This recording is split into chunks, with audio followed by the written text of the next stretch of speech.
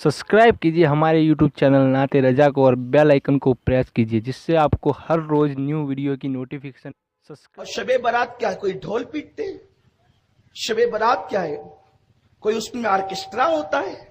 शबे बारात बस इतनी है कि उलमा कहते हैं कि उस रात इबादत करो, सलातो तस्बीह पढ़ो, नवाफिल पढ़ो, अपने अल्लाह की बारगाह में तौबा करो, कब्रस्तान हाजिरी दो।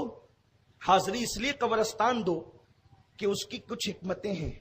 नंबर एक, शबे बारात में सबको बख्शा जाता है, उन्हें नहीं बख्शा जाता जिन्होंने रिश्तेदारों के साथ बदसलूकी की या माँ बाप को नाराज किया। तो जो जिंदा रिश्तेदार है वो तो उनसे मिलकर माफी मांगता है, और जो कब्रों में रिश्तेदार सो रहे हैं वहां जाकर उनकी मगफिरत की दुआ करता है, तो वहां उनका दिल खुश होता है। पहली हिकमत। दूसरी हिकमत यह है कि शबे बारात में साल भर के मुर्दों की लिस्ट सहाबा को, फरिश्तों को दी जाती है कि इतने इतने लोग इस साल इंतकाल करेंगे। ये तकसीम होता है मामला, इतने इतने लोगों का इंतकाल होगा, तो फरिश्तों के हाथ में वो लिस्ट जाती है।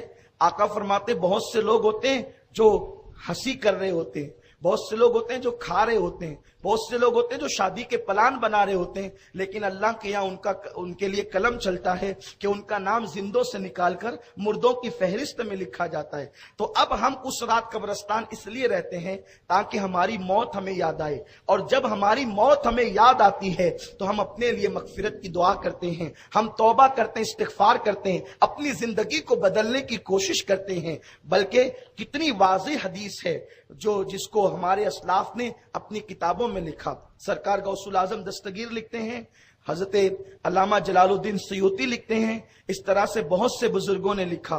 हदीस ये है कि अम्मा आयशा सिद्दीका का जो लक़ब है, और मुहद्दिसीन ने भी इसको इस एतबार से लिखा, शबे बारात के हवाले से नहीं लिखा, अम्मा आयशा के हवाले से लिखा। अम्मा आयशा का नाम आयशा है, सिद्दीक की बेटी इसलिए सिद्दीका है, लेकिन उनका एक लक़ब है हुमैरा, उन्हें हुमैरा कहते हैं। और ये लक़ब हुजूर अलैहिस्सलाम ने अम्मा आयशा को दिया। क्या? हुमैरा। हुमैरा का मतलब आप यूं कर सकते हैं, सुर्ख रंगत वाली, सुर्ख रंगत वाली को कहते हैं हुमैरा। अब इस पर मुहद्दिसीन ने जो बहस की है कि हुजूर अलैहिस्सलाम ने अम्मा आयशा को हुमैरा का लक़ब क्यों अता फरमाया, हुमैरा क्यों कहा, तो बात यह है कि अम्मा आयशा खुद फरमाती है। रावी कौन है? अम्मा आयशा सिद्दीका, मेरे रसूल की महबूब ज़ौजा अम्मा आयशा सिद्दीका अहदीस में बड़ी बारीक नजर रखने वाली, हजारों ताबईन की उस्ताद हैं, सैकड़ों सहाबा की उस्ताद हैं। अम्मा आयशा 1/3 इस्लाम उम्मत तक पहुंचाने वाली है अम्मा आयशा। अम्मा आयशा वो है जिसकी शान में अल्लाह ने सूरह नूर की आयतें नाजिल की। अम्मा आयशा मोमिनीन की माँ वो है जिसके बिस्तर पे कुरान नाजिल हुआ। कायनात की कोई औरत जनाब हव्वा से लेकर के आज तक, आज से लेकर कयामत तक कोई औरत न पैदा हुई है न पैदा होगी जिसके बिस्तर पे कुरान नाजिल हुआ। ये अम्मा आयशा का बिस्तर है कि हुजूर उस बिस्तर पे मौजूद होते और अल्लाह का कलाम नाजिल होता। ये भी मेरे नबी की शान है। मूसा अगर तौरेत चाहिए तूर पर आकर ले जाओ, ईसा इंजील चाहिए फुला मुकाम पर आकर ले जाओ, लेकिन कुर्बान मेरे मुस्तफा की शान ये है, महबूब कुरान चाहिए तुझे नहीं आना, तू जिधर जाएगा कुरान भी तेरे पीछे पीछे आएगा, कुरान तेरे पीछे आएगा। महबूब तू हरम काबा में होगा तो कुरान वहां भी आएगा, तू मदीने तैयबा में होगा कुरान वहां भी आएगा, तू ओहद में होगा कुरान वहां भी आएगा, तू बद्र में होगा कुरान वहां भी आएगा, हत्ता कि तू आयशा के हुजरे में बिस्तर पे आराम कर रहा होगा कुरान वहां भी आएगा। लेकिन कुरान तो अल्लाह का कलाम है। आप तवज्जो फरमाएं, अपने नबी की शान क्या है। सबसे बड़ा मसला यही है कि इस उम्मत ने अपने नबी के मर्तबे को फरामोश कर दिया।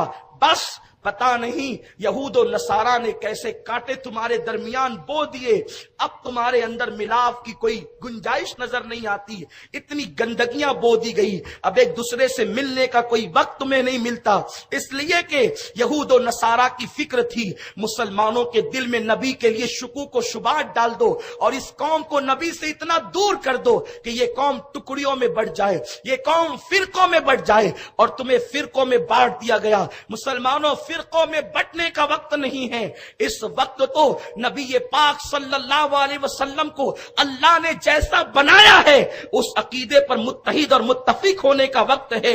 زمانہ تمہیں مٹانے کے چکر میں ہے، بیت المقدس خطرے میں ہے، حرمین شریفین خطرے میں ہے، اس وقت ٹکڑی اور فرقوں میں بٹنے کا ٹائم تو نہ تھا، اس وقت تو وقت وہ تھا کہ ابو بکر، عمر، عثمان و علی کا، سعد و سعید کا، طلحہ و زبیر کا جو عقیدہ تھا، تم اپنے انانیت کے بت توڑ کر صحابہ کے عقیدے پر آ جاتے اور ہاتھ میں ہاتھ ملا کر اسلام کا جو ہے وہ تحفظ کرتے، لیکن ہائے تمہارے درمیان ایسے پیٹ کے پجاری پیدا ہو گئے جو تمہیں ملنے نہیں دیتے، ملنے سے تمہیں روکتے ہیں۔ اگر تم آگے بڑھتے ہو حق کی طرف تو کبھی شرک کا خوف دلایا جاتا ہے، کبھی بدعت سے دھمکایا جاتا ہے۔ یاد رکھو، آپ دیکھو اپنے نبی کی شان کیا ہے، اللہ اکبر، توریت صرف توریت ہے اور اس کے علاوہ اس کا کوئی نام نہیں ہے، لیکن قرآن اللہ کا کلام ہے، اس کی کچھ صورتیں مکی ہے،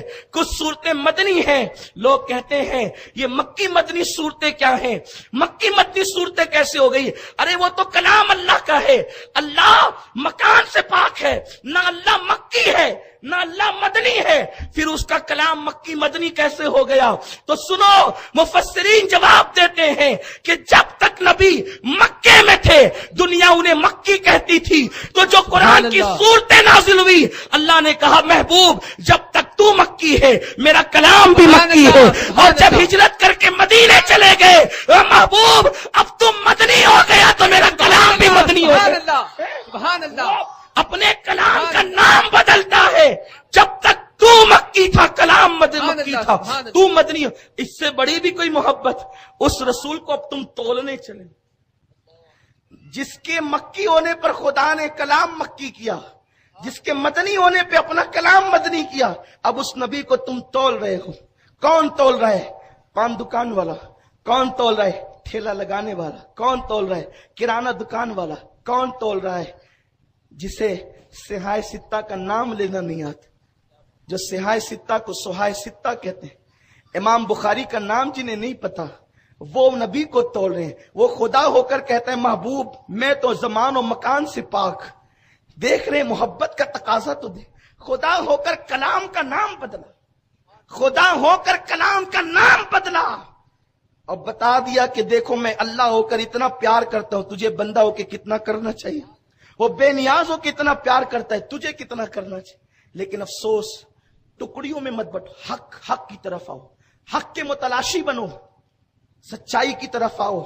اس لیے کہ اگر آپ یہ کہتے ہیں کہ کسی حدیث میں شبیہت نہیں ہے، میں کہتا ہوں یہ کہنے کا حق تو ابو بکر صدیق کو، ابو بکر صدیق کے سامنے بھی نہیں تھی۔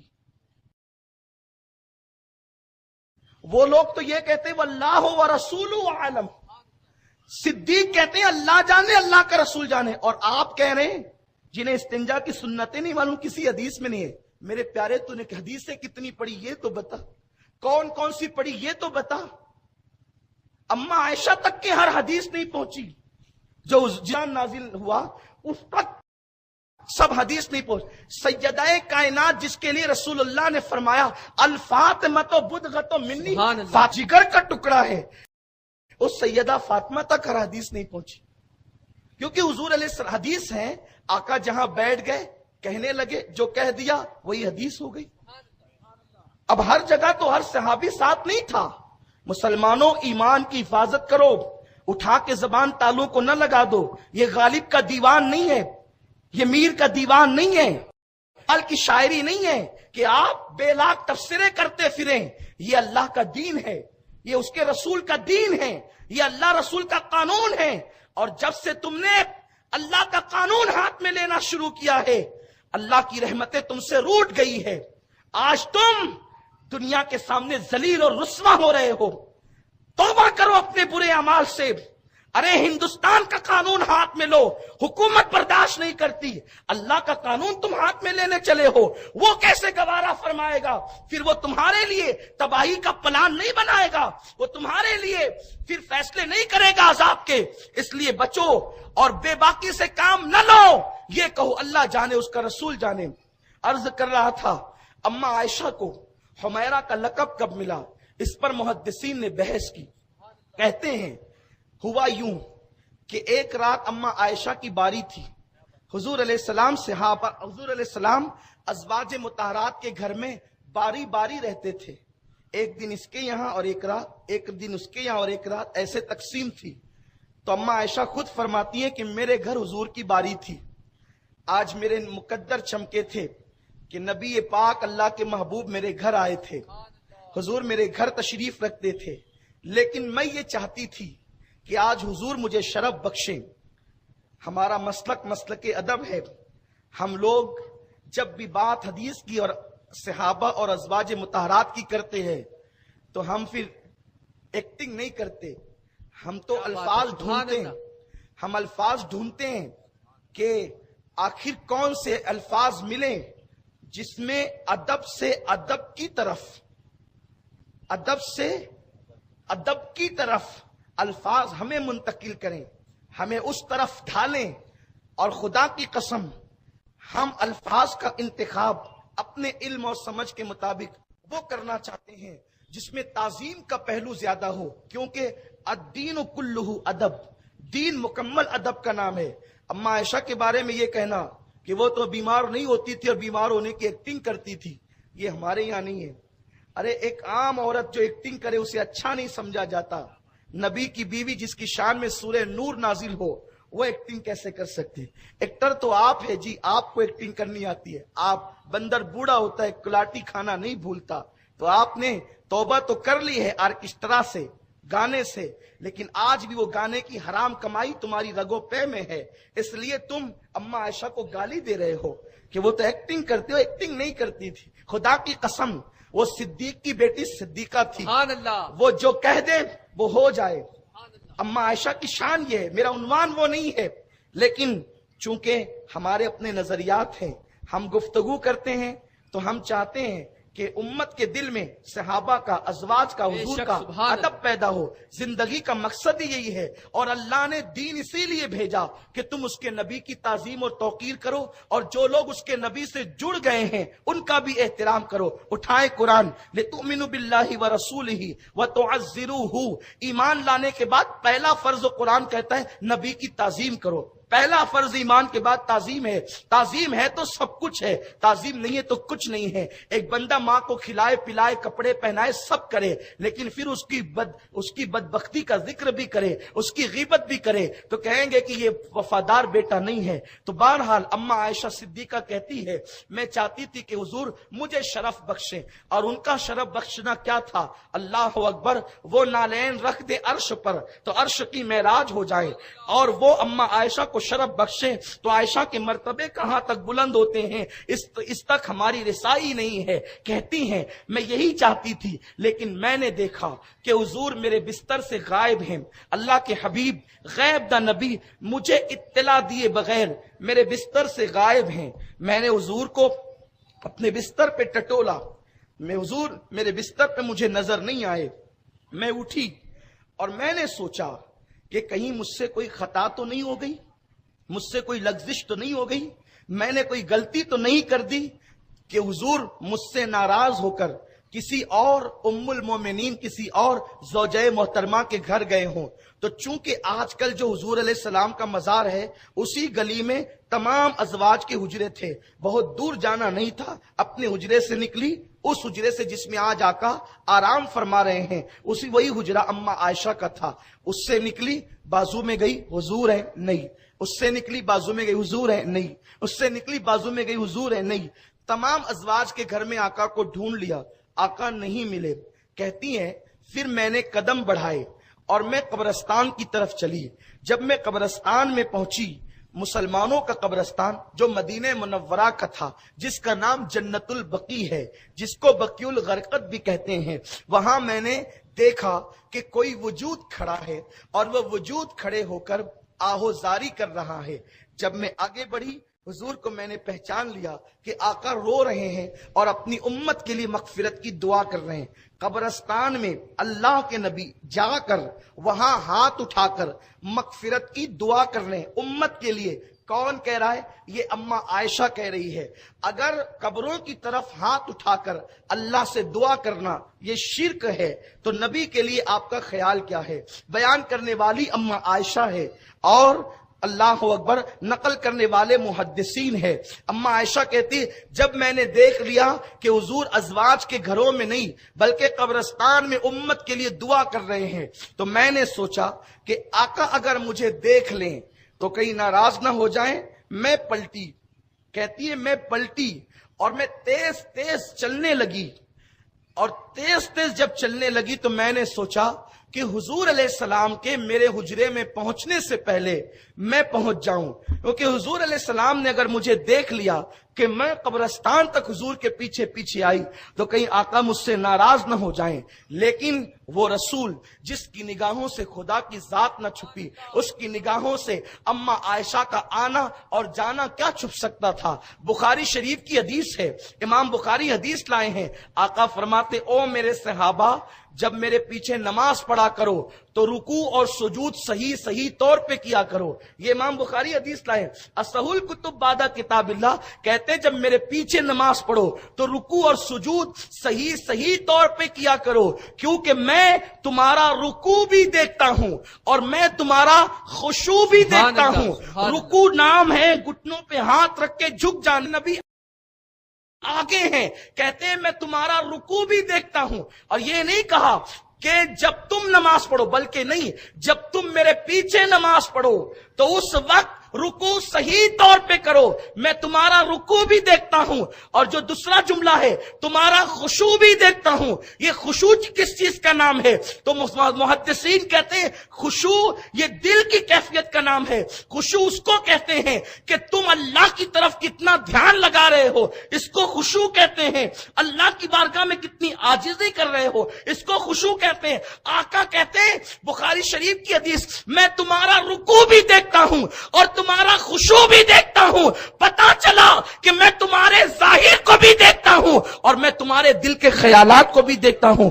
یہ امام بخاری حدیث لائیں، صحیح بخاری کی حدیث ہے۔ تو جو رسول تمہارے دل کے خیالات کو دیکھ لیں وہ اماں عائشہ کے آنے جانے کو نہ دیکھیں۔ حضور پلٹے، یہ تیز آئی، اور آپ جانتے ہیں کہ کوئی ایسا انسان جس کا جسم بھاری ہو، سمجھ گئے آپ، جسم جس کا بھاری ہو، اماں عائشہ کا خیال ذہن سے نکال دیں۔ مثال کے ذریعے موٹے جسم والا کوئی میری طرح ہو، اگر تیز ہم چلیں تو سانس پھولنے لگتی ہے نا، اور اگر رنگ گورا ہو تو چہرہ لال ہو جاتا ہے۔ جو لوگ تیز چلتے ہیں گورے رنگ والے موٹے لوگ، یہ ایک مثال تھی۔ اب اس مثال کو چھوڑ دیں۔ اماں عائشہ جسم کے اعتبار سے اخیر عمر کی طرف، جب آقا کریم کی ظاہری آخری عمر تھی تو جسم مبارک کچھ جو ہے وہ برکت والا تو تھا ہی، اس میں مزید برکتیں ہو گئی تھی۔ آپ سمجھ گئے میری بات کو؟ کیا کہنا چاہتا ہوں؟ اماں عائشہ کا جسم دبلا نہیں رہ گیا تھا، جسم بڑھ گیا تھا۔ جب وہ تیز آئی اور تیز چلی تو آپ کی سانسیں پھولنے لگی۔ آپ حجرے میں آ گئی خیر سے، الحمدللہ حضور نے مجھے نہیں دیکھا، لیکن چونکہ حجرے میں چل کر کے آئی تھی تیز قدم، تو آپ کی سانسیں ابھی اپنے پر نہیں تھی، آپ سانسیں لے رہی تھی، اور سانسیں تیز لینے کی وجہ سے آپ کا چہرہ سرخ ہو گیا تھا۔ تو میرے سرکار حجرے میں آئے اور فرمایا او حمیرہ، او حمیرہ۔ سرکار نے اس رات اماں عائشہ کو کیا کہا؟ یعنی اس وقت ان کا رنگ سرخ ہو گیا تھا، لال ہو گیا تھا تیز چلنے کی وجہ سے، کہا او حمیرہ سرخ رنگت والی۔ اب آگے کے جملے، تو یہ سمجھتی ہے کہ اللہ اور اس کے رسول نے تیری حق تلفی کی ہے؟ اللہ اس کے رسول نے تیری حق تلفی کی ہے؟ اماں عائشہ کہتی ہے میں خاموش رہی۔ میں نے عرض کی آقا آپ قبرستان میں اس وقت کیا کر رہے تھے؟ फरमाया आयशा क्या तुझे मालूम नहीं कि आज शाबान की 15वीं शब है, आज शाबान की 15वीं शब है। और शाबान की 15वीं शब को आप क्या कहते हैं? उसी को शबे बरात कहते हैं। आज शाबान की 15वीं शब है और इस रात अल्लाह आसमान दुनिया पे नुज़ूल इजलाल करता है और वो कहता है बंदो मांगो, क्या मांगते हो, जो मांगोगे अता करूंगा। और आज की रात अल्लाह बनु कल्ब की बकरियों की बालों की तादाद के बराबर अपने बंदों को जहन्नम से आजाद फरमाता है।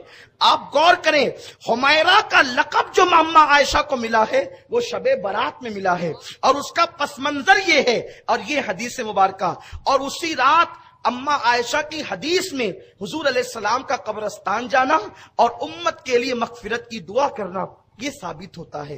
अब आप मुझे बताएं, इतनी वाज़ेह हदीस होने के बावजूद अगर आजकल के हमारे कुछ नौजवान छोकरे ये कहें कि भाई इस हदीस में है, तो आपकी ये कम इल्मी है कि आपको हदीस नहीं मालूम। अब आपको हदीस नहीं मालूम तो इसका ये मतलब नहीं कि मेरे भाई आप इनकार कर दें, इनकार नहीं करें। आपको नहीं जाना आप ना जाएं, लेकिन आप शुकूक पैदा ना करें। कल अल्लाह की बारगाह में आपने जवाब देना है। अच्छा, आका कब्रिस्तान गए, हुजूर जहां दुआ करें, आप तवज्जो फरमा रहे हैं, तवज्जो आपकी, हुजूर जहां दुआ करें वही दुआ कबूल हो, क्योंकि सबकी दुआएं रहमत तलाश करती है और रहमत मेरे नबी की दुआ को तलाश करती है। अहले सुन्नत के इमाम, हमारे इमाम अहले सुन्नत फरमाते हैं कि इनायत का जोड़ा, इजाबत का सेहरा, दुल्हन बन के निकली दुआए मोहम्मद। इजाबत ने झुककर जिसके लिए इजाबत झुकती है उसे दुआए मोहम्मद कहते हैं। इजाबत ने झुककर गले से लगाया बड़ी नाज से जब दुआए मोहम्मद। आप गौर फरमाए, वो जहां दुआ करे कबूल। कब्रिस्तान गए क्यों? इसलिए कि अल्लाह ने फरमाया लक़द कान लकुम फी रसूलिल्लाहि उस्वतुन हसना, तुम्हारे नबी की जिंदगी तुम्हारे लिए आइडियल है। तो हुजूर जहां से दुआ कर रहे कबूल हो रही है, लेकिन कब्रिस्तान जाकर के बता दिया कि जब मेरी जिंदगी आइडियल है तो मेरे गुलामों शबे बारात में कब्रिस्तान जाते रहना, अपने मरहूमीन के लिए मगफिरत की दुआएं करते रहना। और मगफिरत की दुआ मरहूमीन के लिए ऐसी है, आका फरमाते हैं जैसे डूबते को तिनके का सहारा, तो उनके लिए भी मिलेगी। और शबे बारात ये हलवा पराठा खाने की रात नहीं, सिर्फ शबे बारात खिचड़े की होटलों पे टाइम पास करने की रात नहीं है। शबे बारात होटलों पर और नुक्कड़ पर घूमने फिरने कहे करने और हंसी मजाक की रात नहीं है। आप पूरी रात खाने पीने में सर्फ कर देते हैं और जब फज्र का वक्त आता है तो फिर आप अपने बिस्तरों में होते हैं। जबकि हदीस पाक में आया है कि अल्लाह पहले आसमान पर, आसमान दुनिया पर नुज़ूल इजलाल फरमाता है और कहते हैं आओ मांगने वालों, जो मांगना चाहते हो मैं तुम्हें अता कर दूंगा, और तुम उस वक्त तो सो जाते हो। ये तरीका लेकर के चल रही है कि हम उसी रात के आखिरी पहर में रात 3 बजे से फजर तक मरकज पर इज्तिमा करते हैं, जिसमें खास तौर पर तसव्वुर मदीना में दुआ होती है। आपसे गुजारिश है आप सोए नहीं, उस रात इबादत का एहतमाम करें, उस रात अल्लाह को मनाएं, अपने गुनाहों से तौबा करें, इसलिए कि गुनाहों ने तुम्हें तबाह कर दिया है। हमने अपनी रातों को अय्याशियों में गुजारा, हमने हराम खा करके अपने पेट को अंगारों में जो है वो अपने पेट में अंगारे भर दिए जहन्नम के। हमने सूद को आम किया, हमने माज़अल्लाह जिना के अड्डों को आम किया।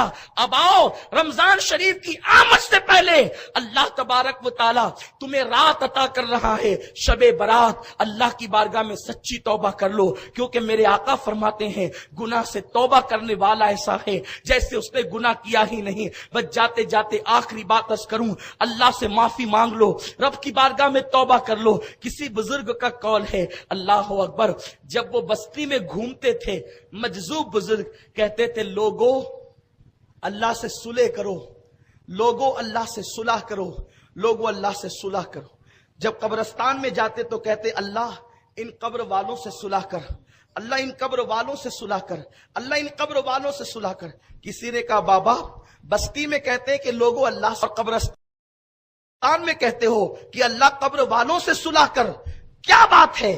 फरमाते हैं जब तक मोमिनीन जिंदा थे, जब तक इंसान जिंदा थे, اللہ کہتا تھا بندے آ توبہ کر میں تجھے معاف کر دوں، بندے آ مغفرت چاہ میں تجھے بخش دوں۔ اللہ ان کی زندگی میں ان سے صلح کرنے کے لیے تیار تھا، تو میں کہتا تھا وہ تیار ہے، تم صلح کر لو، معافی مانگ لو تاکہ عذاب میں گرفتار نہ ہو جاؤ۔ لیکن جب یہ قبر میں آ گئے، اب ان پر توبہ کے دروازے بند ہو گئے، تو اب یہ معافی مانگتے اللہ سے عذاب میں گرفتار ہو کر، تو میں کہتا ہوں کہ اللہ ان سے صلح کر لے، کیونکہ اب یہ صلح کرنے تیار ہے، مگر اللہ ان سے صلح کرنے تیار نہیں ہے۔ تو اللہ نے زندگی دی ہے، اس کا فائدہ اٹھا لو، سچی توبہ کر لو۔ سچی توبہ یہ ہے کہ جیسے بکری کے تھن سے دودھ نکل کر دوبارہ اس کے تھن میں واپس اسی رستے سے نہیں جاتا، ایسے گناہ سے توبہ کرنے والا پھر پلٹ کر گناہ کی طرف نہ جائے، تو ایسے لوگ اللہ کے ولی بن جاتے۔ ان اللہ یحب التوابین۔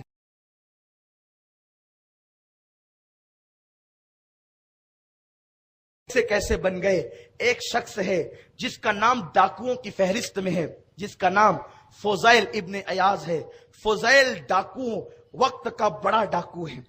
ایک مرتبہ جنگل میں ڈکیتی کے لیے نکلے، کوئی قرآن پڑھنے والا قاری قرآن پڑھ رہا ہے، کیا اب بھی ایمان والوں کے لیے، اللہ کے بندوں کے لیے وہ وقت نہیں آیا کہ وہ ان کے دل اللہ کی عبادت کے لیے، اللہ کے خوف سے جھک جائیں؟ کیا وہ وقت نہیں آیا لوگوں پر؟ بس قرآن نے دل پہ اثر کیا، اور تنہائی میں فضیل نے چہرے پہ ہاتھ رکھ کے کہا، اللہ تیرے فضیل کے لیے وہ وقت آ چکا ہے کہ تیرے خوف سے اب اس کا دل تیری بارگاہ میں، تیری یاد میں جھک جائے۔ اور پھر کہا، اللہ آج کے بعد اب ڈکیتی نہیں کروں گا۔ توبہ کر لی۔ توبہ کر کے رات کے آخری پہر میں جنگل سے نکل کر شہر کی طرف آ رہے تھے، تو جنگل کے کنارے پر دیکھا ایک قافلہ ہے۔ رات میں فضیل چھپے ہوئے تھے، توبہ کر لی تھی اور چھپے ہیں جنگل کے کنارے کی طرف، کیونکہ اب بستی میں جانا ہے، اب جنگل میں نہیں رہنا ہے۔ تو جنگل کے کنارے پر ایک قافلہ تھا، وفد تھا۔ تو کوئی کہتا تھا، لوگوں جلدی چلو، سفر طے کرنا ہے۔ تو لوگوں نے کہا نہیں، فضیل بہت بڑا ڈاکو ہے اور وہ اسی جنگل میں رہتا ہے، وہ لوٹ بھی لیتا ہے اور جان بھی لیتا ہے، ایک چیز نہ چھوڑے گا، لوٹ لے گا۔ لوگ خوف سے تھرا رہے تھے اور کہتے تھے، نہ جاؤ، رات یہیں گزارو، صبح سفر کریں گے۔ فضیل کا خوف ہے، ہم رات کو جنگل میں سفر نہیں کر سکتے۔ تب فضیل کی آنکھ میں آنسو آ گئے، رونے لگے، یا اللہ میں اتنا برا کہ لوگ میری ڈکیتی سے ڈرتے ہیں۔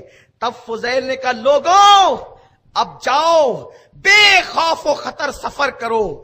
اب فضیل لوٹنے والا نہ رہا، اب تو فضیل خود لٹ چکا ہے۔ اب جاؤ، فضیل لٹ چکا ہے، وہ تمہیں نہیں لوٹے گا، بے خوف و خطر سفر کرو۔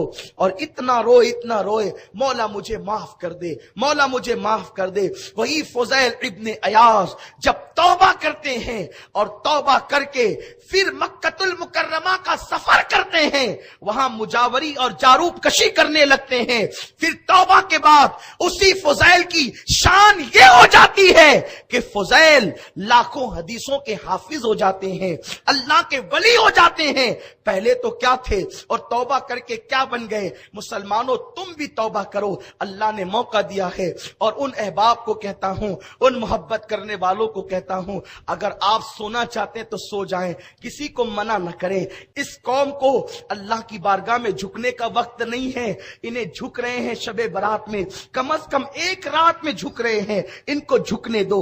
یہ رو رہے ہیں، انہیں رونے دو، یہ گڑگڑا رہے ہیں، انہیں گڑگڑانے دو۔ ذرا انصاف سے کام لینا صاحبو، کہ تم لوگ اب کہتے ہو کہ نفل پڑھنا بھی بدعت ہے۔ بتاؤ یہ نفل کب سے بدعت ہو گئی؟ اللہ کی عبادت بھی کوئی بدعت ہوتی ہے؟ قرآن تو یہ کہتا ہے، وَمَا خَلَقْتُ الْجِنَّ وَالْإِنسَ إِلَّا لِيَعْبُدُونَ، انسان اور جنوں کو صرف اس لیے پیدا کیا کہ وہ عبادت کرے۔ اب عبادت بدعت کب سے ہو گئی؟ سوچو تو صحیح، ایسا نہ کرو۔ اس قوم کو اپنے اللہ سے رشتہ جوڑ لینے دو. یہ کہاں آتے ہیں؟ کم از کم شب برات کے بہانے، معراج کے بہانے، قدر کے بہانے مسجدوں میں آتے ہیں تو آنے دو. انہیں شکوک میں مبتلا نہ کرو. ارے مولا علی کا فرمان تو آپ کو بتاؤں، حیرت ہوگی. دراصل علم کا فقدان ہے، جہالت ہے، کتابیں نہیں پڑھتے، اس لیے غلط باتیں عوام میں عام کرتے ہیں. فجر کا وقت ہے، مولا کائنات مسجد میں نماز کے لیے آئے، بیٹھ گئے، وقت نکل گیا. وقت سمجھ رہے ہیں؟ وقت نکل گیا. ایک بندہ عوام میں سے آیا اور ابھی طلوع ہو رہا تھا سورج، نماز شروع کرنے لگا کہ جب سورج طلوع ہو تو اس وقت نماز نہیں پڑھنی چاہیے. یہ مسئلہ تو ہے نا؟ بولو ہے. لیکن مولا علی نے اس کو منع نہیں کیا. کس کو؟ وہ عوام میں سے جو شخص تھا اس کو منع نہیں کیا. آندلی آپ نے اس کو پڑھنے دیا. مولا آپ باب مدینۃ العلم ہے، آپ نے اسے روکا کیوں نہیں؟ کیا آپ کو پتا نہیں کہ طلوع آفتاب کے وقت کوئی نماز نہیں پڑھنی چاہیے؟ دیکھو جو اہل علم ہے ان کے فتوے کا انداز کیا ہے، جو اہل علم ہے ان کی گفتگو کا انداز کیا ہے. کون علم؟ عالم نہیں، باب مدینۃ العلم، نبی کا شاگرد جس نے نبی پاک کی زبان چوس چوس کر علم حاصل کیا، وہ باب مدینۃ العلم. کہتے ہیں او مسئلہ بتانے والے، مجھے یہ مسئلہ معلوم ہے کہ طلوع آفتاب کے وقت نماز نہیں پڑھنی چاہیے، لیکن یہ بندہ عوام میں سے ہے، اگر میں اس کو ابھی روک دیتا نا پھر یہ نماز فجر کبھی نہیں پڑھتا. یعنی دن بھر اتنا بزی ہو جاتا، مصروف ہو جاتا کہ یہ نماز فجر پھر چھوڑ دیتا. ارے طلوع کے وقت پڑھ رہا ہے، پڑھ تو رہا ہے. یہ باریکیاں خواص کے لیے ہے، یہ باریکیاں خواص کے لیے ہے، کب پڑھو کب نہ پڑھو. لیکن عوام جو اللہ کے ذکر سے غافل ہے، جو آتے ہی نہیں، تو فرماتے ممنوع وقت میں پڑھ رہا ہے لیکن پڑھ تو رہا ہے نا، اسے پڑھنے دے. یہ مولا علی کا فتویٰ ہے. آپ بتائیں اب اس حدیث کو امام اہل سنت نتیجہ خاص کرتے ہیں. اگر خواص کے نزدیک اللہ تبارک و تعالیٰ کا ذکر کرنا عوام کا طریقہ نامناسب ہو تو بھی عوام کو اللہ کے ذکر سے روکا نہ جائے. نامناسب طور پہ ذکر کر رہے ہیں لیکن کر تو رہے ہیں، اللہ کا ذکر کر تو رہے. جب نامناسب طور پر عوام اگر اللہ کا ذکر کریں تو انہیں منع نہیں کیا جائے گا. یہ مولائے کائنات کا فتویٰ ہے. تو جو طریقہ حدیث سے ثابت ہو، جو طریقہ صحابہ سے ثابت ہو، اس پر کیوں منع کیا جائے گا؟ اس لیے لوگوں کسی کی بات پہ کان نہ دھرو، اپنے اللہ سے مغفرت کا سوال کرو. اللہ تمہاری ہماری سب کی مغفرت فرمائے.